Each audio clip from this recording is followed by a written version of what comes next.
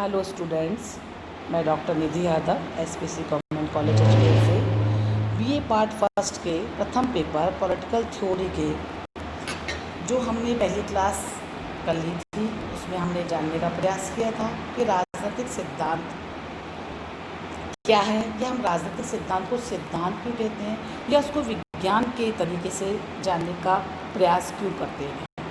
आज की कक्षा में हम ये जानने का प्रयास करेंगे कि राजनीतिक सिद्धांत क्या है। राजनीतिक सिद्धांत को परिभाषित करना बहुत ही कठिन कार्य है।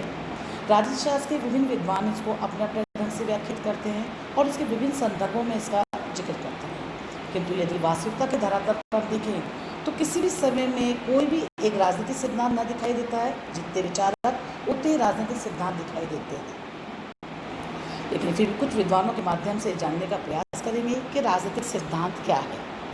एक प्रमुख विचारक कोहन है, उनका ये मानना है कि यह शब्द एक खाली चेक के समान है जिसका संभावित मूल्य उसके उपयोगकर्ता और उसके उपयोग पर निर्भर करता है। सिद्धांत शब्द की उत्पत्ति यूनानी शब्द थ्योरिया से हुई, जिसका तात्पर्य समझने की दृष्टि से लिया जाता है, अर्थात इसे व्याख्या की चरम परिणति भी कहा जाता है। यूजी विहान एक अलग ही विद्वान है जो ये बताने का प्रयास करते हैं कि सिद्धांत मूल रूप से एक विचारात्मक उपकरण है जिससे जीवन अर्थात राजनीतिक जीवन के तथ्यों को सुव्यवस्थित एवं क्रमबद्ध किया जाता है। एक अन्य विचारक कार्ल पॉपर है जो ये कहते हैं कि सिद्धांत एक प्रकार का जाल है जिसमें विश्व को पकड़ा जाता है ताकि उसे समझा जा सके। इस प्रकार हम देखते हैं कि अलग अलग विचारकों ने राजनीतिक सिद्धांत को अपनी तरह से परिभाषित करने का प्रयास किया है, और प्रमुख रूप से अगर हम देखें तो राजनीतिक सिद्धांत के निर्माण और प्रसार में डेविड स्टर्न का योगदान सबसे अद्वितीय माना जाता है। उन्होंने अपनी विभिन्न रचनाओं में सिद्धांत के महत्व को भी प्रतिपादित किया है। उन्होंने बताने का प्रयास किया है कि आंकड़ों और तथ्यों की जो बात राजनीतिक सिद्धांत में आ रही है उसको मात्र आंकड़ों और तथ्यों के आधार पर ही नहीं समझा जा सकता।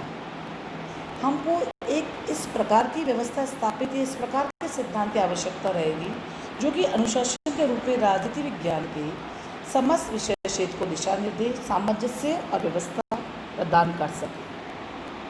अतः निष्कर्ष के रूप में हम ये कह सकते हैं कि सिद्धांत एक विश्लेषणात्मक युक्ति है जिसकी सहायता से तथ्यों की व्याख्या एवं उनके विषय में पूर्व कथन किया जा सकता है। हम यह भी कह सकते हैं कि सिद्धांत सामान्यीकरणों का एक ऐसा सुगठित सेट है जो ज्ञान के क्षेत्र की व्याख्या करने में सक्षम होता है। किसी भी विषय को एक स्वायत्त विषय की प्रतिष्ठा देने के लिए ये आवश्यक है कि उसके पास में सिद्धांत हो, अर्थात सिद्धांत एक पूर्व शर्त है, तभी किसी विषय को हम विज्ञान या वैज्ञानिक होने का दर्जा प्रदान कर सकते हैं। एक प्रमुख विद्वान हेनरी हैकर ने कहा है कि राजनीतिक सिद्धांत जहाँ एक और अच्छे राज्य और अच्छे समाज के सिद्धांतों की खोज है, वहीं दूसरी ओर राजनीतिक और सामाजिक यथार्थ के ज्ञान की निष्पक्ष खोज भी है।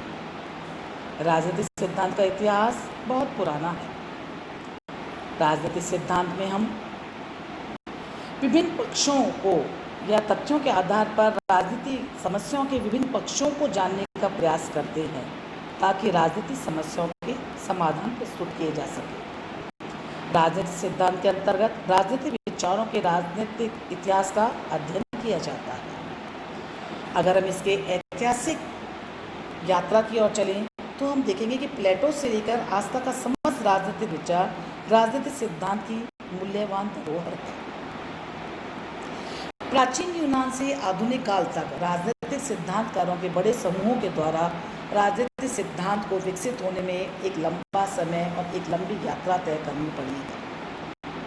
राजनीतिक सिद्धांत के प्रकारों को दो भागों में, या हम ये भी कह सकते हैं कि राजनीतिक सिद्धांत के दो प्रकार होते हैं। मोटे तौर पर हम इनको दो श्रेणियों में विभक्त कर सकते हैं। पहला मानकीय सिद्धांत अर्थात नॉर्मेटिव थ्योरी, दूसरा अनुभवक या अनुभविक सिद्धांत जिसे एम्पिरिकल थ्योरी भी कहते हैं। परंपरागत राजनीतिक सिद्धांत को आदर्शात्मक राजनीतिक सिद्धांत और आधुनिक राजनीतिक सिद्धांत को अनुभविक राजनीतिक सिद्धांत के नाम से भी जानते हैं। आज की क्लास में हम मानकीय सिद्धांत अर्थात परंपरागत राजनीतिक सिद्धांत पर चर्चा करेंगे और ये जानने का प्रयास करेंगे कि जिस राजनीतिक सिद्धांत के बारे में अनेक धारणाएं प्रचलित हैं उसके दो प्रकारों में किस प्रकार से हम विभेद करते हैं, उसमें उसकी प्रथम कड़ी में है आज हम जानने का प्रयास करेंगे कि परंपरागत या मानकीय राजनीतिक सिद्धांत क्या है। मानकीय या आदर्शात्मक सिद्धांत में कोई भी कल्पना वैज्ञानिक या सिद्धांत कल्पना मस्तिष्क में कर लेता है और फिर उस कल्पना को रचनात्मक रूप देने का प्रयास करता है। उदाहरण के लिए हम देखें तो प्लेटो ने दार्शनिक राजाओं की कल्पना की और फिर उस कल्पना को आदर्श राज्य के आधार पर आदर्श राज्य की संरचना की। इस प्रकार की चिंतन की जो प्रक्रिया है ये मानकात्मक सिद्धांत या परंपरागत सिद्धांत में रूप से प्रयुक्त की जाती है। दूसरी बात जो मैं मानकीय सिद्धांत या परंपरागत सिद्धांत के अंदर हम देखते हैं कि मानकीय सिद्धांत या परंपरागत सिद्धांत मूल्यों से सरोकार रखते हैं जो शुभ और अशुभ में भेद करता है। इसमें विवेक या तर्क बुद्धि का प्रयोग करके उचित या अनुचित की जांच की जाती है। प्लेटो, अरस्तु जैसे यूनानी विचारकों ने उचित और अनुचित के आधार पर यह निर्दिष्ट किया था कि उचित की सिद्धि का सर्वश्रेष्ठ मार्ग क्या होगा। अनेक विचारक या हम राजनीतिक दर्शन के इतिहास को देखें तो राजनीतिक सिद्धांत अपने प्रतिपादकों के व्यक्तित्व और दृष्टिकोण से प्रभावित रहा है। प्लेटो से लेकर कांट, हेगल जैसे अनेक विचारकों ने सदैव आचार शास्त्र या दर्शन शास्त्र के अंश के रूप में सिद्धांत को प्रतिपादित किया है, क्योंकि परंपरागत राजनीतिक विचारक अपने आप को किसी न किसी रूप में तात्कालिक राजनीतिक समस्याओं के स्थायी और शाश्वत समाधान प्रस्तुत करने के लिए प्रतिबद्ध मानते थे। वो ये मानते थे कि राजनीतिक जीवन में अगर कोई समस्या है तो ये राजनीतिक सिद्धांत उसका दायित्व है, विचारक का दायित्व है कि वह उन समस्याओं के विचार प्रस्तुत करे। जिस प्रकार से अगर यदि हम डॉक्टर के पास जाएं और ये डॉक्टर का दायित्व है कि हमारे रोगों का निदान करे और निदान करने के बाद में वो हमको उसके लिए उसको ठीक होने के लिए बीमारी को दूर करने के लिए एक सूची प्रस्तुत करे कि इन उपायों के द्वारा हम इस बीमारी को दूर कर सकते हैं।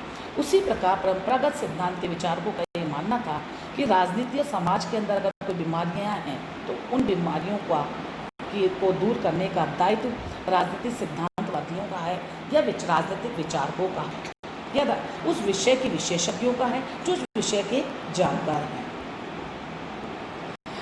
मानकात्मक और परंपरागत सिद्धांत की अनेक विशेषताएं हैं, जिनमें प्रथम विशेषता जिस पर हम सबसे ज़्यादा ध्यान देंगे या जो इसका प्रमुख एक की फीचर माना जाता है वो है नैतिकता और राजनीतिक मूल्यों पर विशेष बल। परंपरागत राजनीतिक विचार मूल्यों पर विशेष बल देते हैं। परंपरागत राजनीतिक विज्ञान की एक मूल मान्यता है कि राज्य एक नैतिक संस्था है। मनुष्य के व्यक्तित्व का विकास एक राज्य के रूपी एक नैतिक संस्था के द्वारा ही किया जा सकता है। यह मूल्य सापेक्ष अध्ययन है जहाँ पे मूल्यों आदर्शों के बारे में विशेष जोर दिया जाता है। इन विचारकों का मानना है कि मूल्यों से हटके राजनीति पर विचार नहीं किया जा सकता। जिस दिन मूल्य राजनीति से हट जाएंगे या मूल्य आधारित राजनीति नहीं होगी वो राजनीति एक गटर की भांति होगी। तो यानी कि हम क्या कह सकते हैं कि परंपरागत राजनीतिक सिद्धांत की पहली विशेषता यह है कि वो लोग अपने अध्ययन में मूल्यों पर जोर देते हैं। दूसरी विशेषता परंपरागत राजनीतिक सिद्धांत तर्क एवं कल्पना पर आधारित है और तर्क और कल्पना पर आधारित होने के कारण अनेक बार ऐसा भी हुआ है कि राजनीतिक विचारक यथार्थ और व्यवहार से अलग हो गए हैं। प्लेटो का आदर्श राज्य, रूसो की सामान्य इच्छा का सिद्धांत, कांट के नैतिक प्राणी की और हीगल की विश्व आत्मा का और ग्रीन का शाश्वत चैतन्य, ऐसी अनेक धारणाएं हैं जो हमको जिनका महत्व हम सिर्फ आदर्श के रूप में ही समझ सकते हैं। इसलिए मानकात्मक सिद्धांत तर्क और निगमनात्मक लगता है क्योंकि वो अपने समस्त अध्ययन को कल्पनात्मक बना देते हैं। ऐसा लगने लगता है कि इन विचारकों द्वारा बनाया गया चित्र दिखने में बहुत कल्पनावादी, आकर्षक तो बहुत लगता है, लेकिन क्या वास्तव में हम उसे एक परिपूर्ण या उसको एक व्यावहारिक रूप प्रदान कर पाते हैं? ये हम आगे की कक्षा में जानने का प्रयास करेंगे। तीसरी विशेषता जो मानकात्मक या परंपरागत सिद्धांत की है कि परंपरागत विचारक अपने अध्ययन में जो पद्धतियां काम में लेते थे वो ऐतिहासिक, संस्थागत, विवरणात्मक होती थी। जहाँ अध्ययन करने का तरीका वर्णनात्मक होता था, संस्थागत होता था, या हम उस प्रकार से कह सकते हैं जहाँ ही मानने का प्रयास किया जा सकता था कि इस बिल्डिंग में रहने वाले लोगों से ज़्यादा बिल्डिंग के कमरों की संख्या कितनी है, मतलब बिल्डिंग का स्ट्रक्चर कैसा है, संरचना कैसी है, उस पर ज़्यादा ध्यान दिया जा सकता। या फिर हम उदाहरण के लिए कह सकते हैं कि जिस प्रकार के एक राज्य में कितनी उसके प्रशासकीय अंग किस प्रकार के हैं, उनकी कार्यप्रणाली पर कोई चर्चा नहीं की जा सकती थी, नहीं की जाती थी। मात्र संस्थागत अध्ययन या ऐतिहासिक अध्ययन करने का प्रयास किया जाता है। एक अन्य विशेषता जो इसी से जुड़ी सामने आती है कि मानकात्मक अध्ययन कानूनी और औपचारिक अध्ययन ही था। राज्यों, सरकार, राजनीतिक संस्थाओं और अगर हम देखें न्याय, सुरक्षा, स्वतंत्रता, समानता, नैतिकता ऐसे विषय रहे जिनके बारे में औपचारिक अध्ययन ही परंपरागत विचारकों द्वारा किया गया। उनका ये मानना था विचारकों का कि राजनीतिक जीवन की व्याख्या करने के लिए राजनीतिक संस्थाओं का विधि और संविधान के परिप्रेक्ष्य में अध्ययन पर्याप्त है। राजनीतिक संस्थाओं के अध्ययन में व्यावहारिक पक्ष की अपेक्षा कानूनी पक्ष को प्रमुखता प्रदान की गई। ये एक प्रमुख विशेषता मानकात्मक सिद्धांत की उभर करके सामने आती है।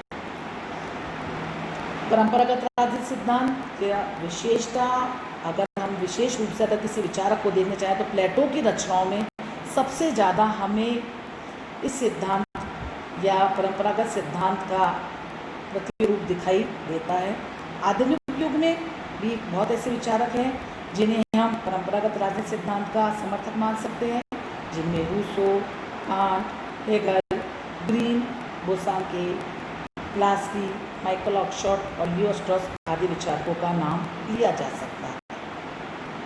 अंत में हम ये कह सकते हैं कि अमूर्त, निगमनात्मक और काल्पनिक होने के कारण परंपरागत राजनीतिक सिद्धांत की आलोचना की जाती रही और आलोचना में करते हुए मुख्य तर्क ये दिया जाता है कि बहुत अधिक मूल्यों पर आधारित है, यह बहुत ज़्यादा लक्ष्य विमुख है, इसलिए इसके सिद्धांतों की व्यवहारिक जांच नहीं की जा सकती।